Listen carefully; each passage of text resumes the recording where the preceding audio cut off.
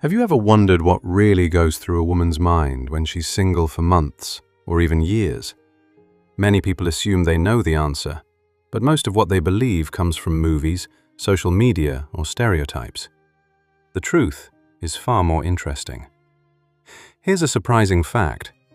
Being single doesn't mean a woman suddenly stops craving love, affection, intimacy, or even physical closeness. Those desires don't simply disappear because there's no partner.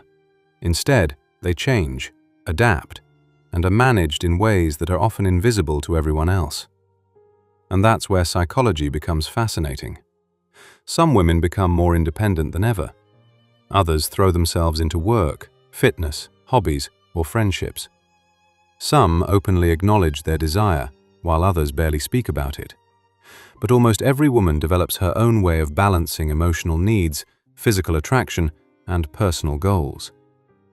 By the end of this video, you'll understand why two single women can experience completely different emotional journeys, what psychology says about desire without a relationship, and why the biggest myths about women are often completely wrong. Let's begin. One of the biggest misconceptions is that women constantly need a relationship to feel complete. Psychology paints a very different picture. Imagine Emily.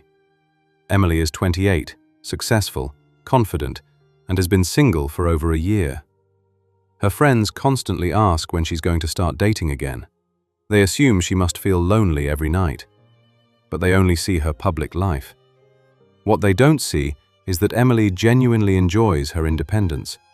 She travels when she wants, focuses on her career, spends weekends with friends, exercises regularly, and invests in herself. She still experiences attraction and desire like any healthy adult, but those feelings don't control every decision she makes. This is something psychologists call emotional regulation. Healthy adults learn that not every desire requires immediate action. Instead of chasing every feeling, they learn to manage it. This doesn't mean desire disappears. It simply means the brain learns to prioritize long-term happiness over short-term impulses. Another misunderstanding is believing women only crave physical intimacy. In reality, many psychologists explain that emotional intimacy often has a stronger influence on women's overall satisfaction.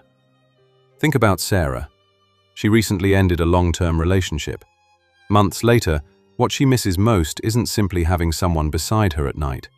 She misses inside jokes, morning messages, feeling emotionally understood, having someone celebrate her achievements, receiving comfort after a difficult day. Physical attraction is important, but emotional connection often determines whether physical intimacy actually feels meaningful. This explains why many women don't rush into relationships simply because they're single. The emotional quality matters more than simply having a partner. Now let's talk about something people rarely discuss honestly. Being single doesn't switch off attraction. Women still notice attractive people. They still experience romantic curiosity. They still imagine future relationships. They still think about intimacy. The difference is how they respond. Some channel that energy into self-improvement. Some become more selective. Some decide they're happier waiting than settling. Psychology suggests that self-control isn't about suppressing desire forever. It's about making choices that align with personal values and long-term goals. Let's meet another example.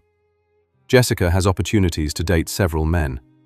One is attractive but emotionally unavailable. Another constantly sends mixed signals. Another only seems interested in casual attention. Years ago, she might have accepted one of these situations. Today, she doesn't. Why? Experience changes psychology. Many women become better at recognizing unhealthy patterns after disappointing relationships. Instead of asking, "Does he like me?" they begin asking, "Is this relationship healthy for me?" That shift changes everything. Another fascinating aspect is how the brain adapts. When someone is in a loving relationship, the brain often associates one specific person with comfort, safety, and affection. After becoming single, those habits don't disappear overnight. The brain slowly creates new routines, new hobbies, new friendships, new goals. Over time, the emotional dependence on one person gradually weakens. That's why healing isn't about forgetting someone. It's about teaching your brain to build happiness in different places. Here's something many people overlook. Friendships become incredibly important. Close female friendships often provide emotional support that reduces feelings of loneliness. Imagine Olivia. Instead of spending every weekend waiting for texts from someone who barely responds, she plans trips with friends, joins fitness classes, learns photography, and builds meaningful connections. Those experiences create positive emotions too.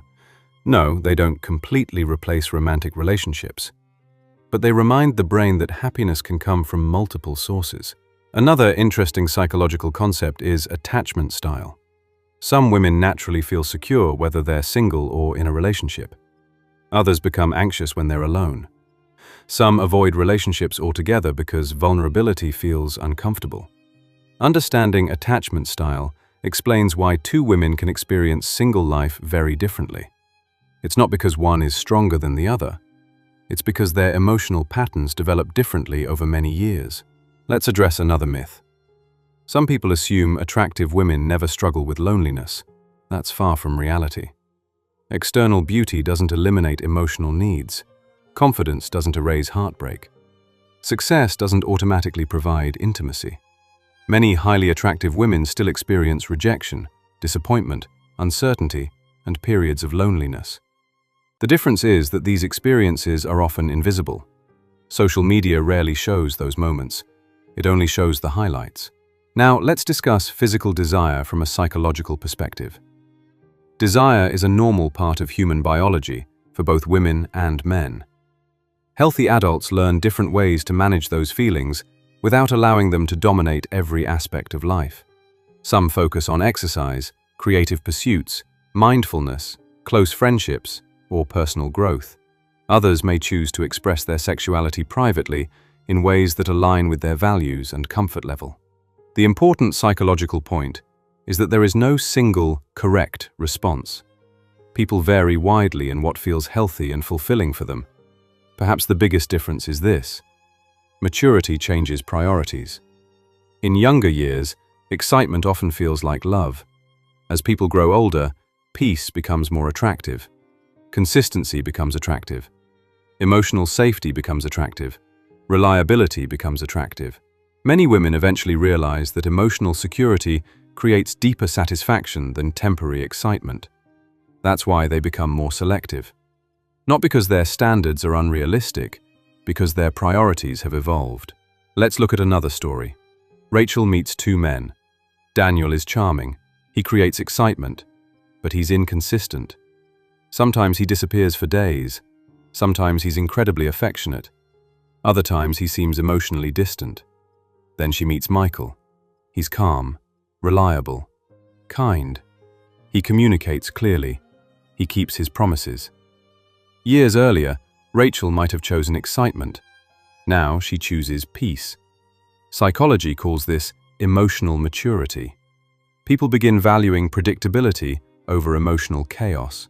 Perhaps the most powerful lesson is this: being single isn't simply waiting for life to begin.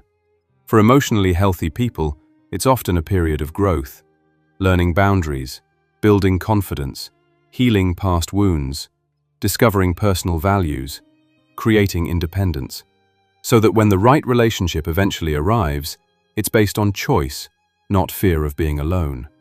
And that's what many people misunderstand.